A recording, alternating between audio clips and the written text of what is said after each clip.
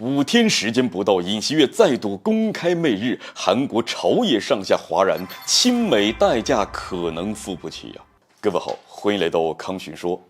韩国总统尹锡悦在3·1独立运动104周年纪念日上公开发表亲日言论，在韩国内部是引发了极大的争议。但是让人没想到的是，随后不到5天时间，尹锡悦又被爆出再度公开媚日，这一举措使得韩国朝野上下那是一片哗然。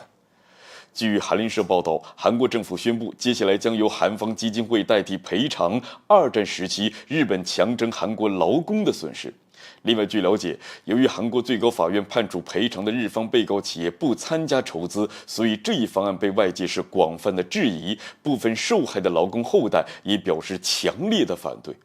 事实上，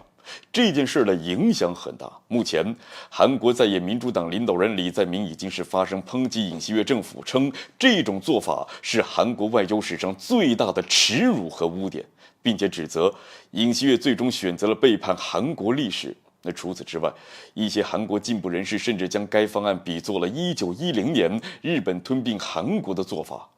坦白来说吧，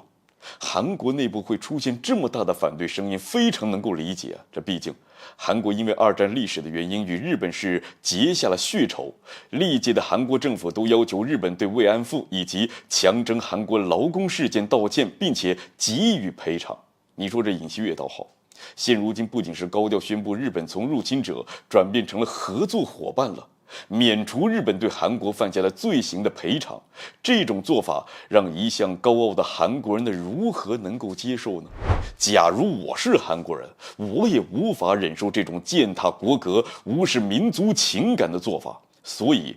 也难怪在野党领导人就直接喊出了尹锡悦是在背叛韩国历史的严肃指责。再把话说回来，尹锡悦如此倾向日本，甚至不惜得罪国内的保守派，乃至伤害民众的民族情感，这背后自然不是因为他有多么的推崇日本，只是迫于美国发号施令，尹锡悦不敢不从罢了。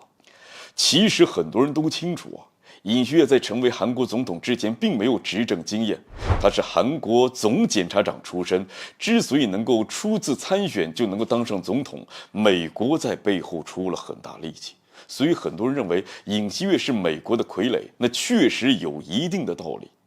美国之所以逼迫韩国主动向日本示好，也是基于当前的时代背景，在中美斗争越来越激烈的当下，快速推动美日韩3国建立深度联盟，从而遏制乃至围剿中国的崛起，成为了美国的当务之急。在这种大背景下，韩国必须要放弃过往的恩怨，向日本靠拢，那才能够加强日韩2国的合作，打造出一个威胁中国周边的军事联盟。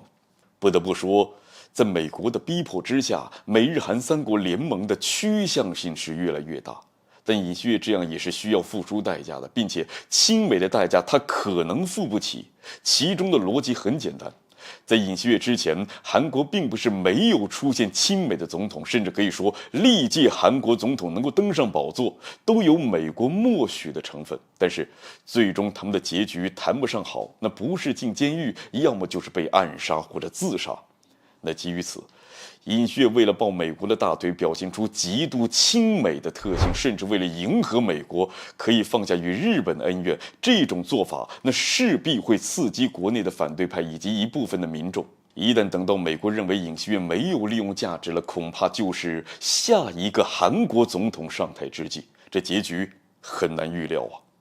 好了，本期节目就进行到这儿，欢迎点赞转发，留下您的精彩评论。